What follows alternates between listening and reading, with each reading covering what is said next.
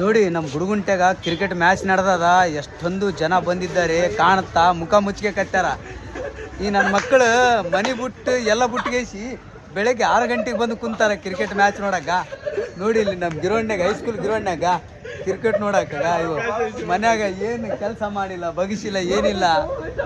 ಮತ್ತೆ ಮದುವೆ ಮಾಡ್ಕೊಂದಿಗೇಸಿ ಇವನು ಅವನು ಎಂತ ನನ್ನ ಮಕ್ಳಿಗೆ ನೋಡಿಗ ಮುಖ ತೋರ್ತ ನೋಡಿ.